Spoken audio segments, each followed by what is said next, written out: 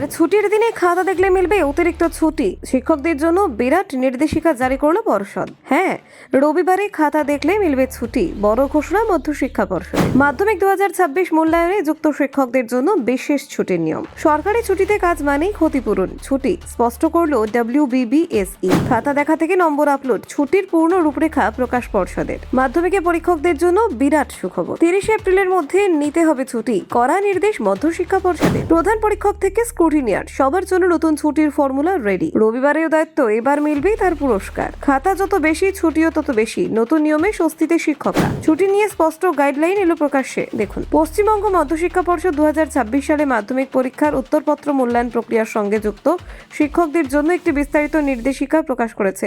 এই নির্দেশিকায় মূল্যায়ন ব্যবস্থার পাশাপাশি পরীক্ষক, প্রধান পরীক্ষক এবং স্ক্রুটিনিয়ারদের ছুটি সংক্রান্ত নিয়ম স্পষ্টভাবে জানানো হয়েছে। প্রতি বছরের মতো এবারও অন ডিউটি ছুটির তালিকা প্রকাশ করা হলেও বিশেষ ছুটি সংক্রান্ত ঘোষণা শিক্ষকদের মধ্যে আলাদা করে নজর কেড়েছে। পর্ষদের বিজ্ঞপ্তিতে সবচেয়ে গুরুত্বপূর্ণ বিষয় হিসেবে উঠে এসেছে কাজের জন্য বিশেষ বা ক্ষতিপূরণমূলক ছুটির সুযোগ।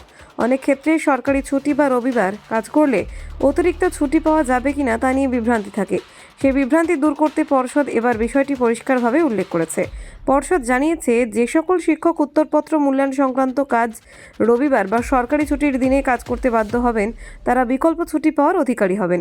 এই নিয়ম প্রধান পরীক্ষক, সাধারণ পরীক্ষক এবং স্ক্রুটিনিয়ার সকলের ক্ষেত্রেই প্রযোজ্য হবে। বিশেষভাবে উল্লেখ করা হয়েছে, উত্তরপত্র সংগ্রহ বা জমা দেওয়ার মতো কাজে যদি কোনো শিক্ষককে ছুটির দিনে শারীরিকভাবে উপস্থিত থাকতে হয়, তাহলে তিনি ক্ষতিপূরণমূলক ছুটি পাবেন। তবে শুধু কাজ থাকলে হবে না, উপস্থিতির প্রমাণ দেখাতে হবে। এই বিশেষ ছুটি গ্রহণের জন্য শিক্ষকদের প্রতিষ্ঠানের প্রধানের কাছে আবেদন করতে হবে। আবেদনের সঙ্গে ছুটির দিনে উপস্থিত থাকার প্রমাণ জমা করতে হবে।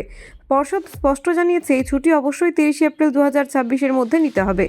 একই সঙ্গে জানানো হয়েছে, এই ক্ষতিপূরণমূলক ছুটি মাধ্যমিক বা উচ্চ মাধ্যমিক পরীক্ষার দিনে নেওয়া যাবে না। এটি কেবল পরীক্ষার সময়সূচির বাইরে থাকা কর্মদিবসে গ্রহণ করতে হবে। ফলে পরীক্ষার স্বাভাবিক কাজকর্ম যাতে ব্যাহত না হয় সেই বিষয়টি নিশ্চিত করা হয়েছে। মূল্যায়ন প্রক্রিয়ায় প্রধান পরীক্ষকদের ভূমিকা সবচেয়ে গুরুত্বপূর্ণ হওয়ায় তাদের জন্য সর্বোচ্চ ছুটির ব্যবস্থা রাখা হয়েছে।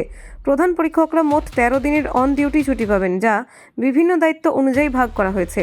পর্ষদের মিটিংয়ের জন্য প্রধান পরীক্ষকদের একদিন ছুটি বরাদ্দ করা হয়েছে। পরীক্ষকদের মধ্যে উত্তরপত্র বিতরণের জন্য আরও একদিন এবং 2টি কিস্তিতে পরীক্ষকদের কাছ থেকে মূল্যায়িত উত্তরপত্র গ্রহণের জন্য 2 দিন ছুটি নেওয়া হয়েছে। যাচাই ও স্ক্রুটিনি কাজের জন্য সর্বোচ্চ 5 দিন বরাদ্দ হয়েছে। এছাড়াও পর্ষদের অফিসে 2টি কিস্তিতে নম্বর জমা দেওয়ার জন্য 2 দিন এবং অনলাইনে নম্বর আপলোডের জন্য আরও 2 দিন ছুটি দেওয়া হয়েছে। মাধ্যমিকের ফল প্রকাশের আগে নম্বর যাচাইয়ের জন্য 1 থেকে 2 দিন এবং ফল প্রকাশের পরে PPR ও PPS সংক্রান্ত পর্যালোচনার জন্য 2 দিন ছুটি বরাদ্দ করা হয়েছে। সাধারণ পরীক্ষকদের ক্ষেত্রে ছুটি নির্ভর করেছে মূল্যায়নের জন্য পাওয়া উত্তরপত্রের সংখ্যার ওপর। উত্তরপত্র সংগ্রহের জন্য প্রত্যেক পরীক্ষক 1 দিন ছুটি পাবেন, যা সকলের জন্যই প্রযোজ্য। Bureau report, news prime Times.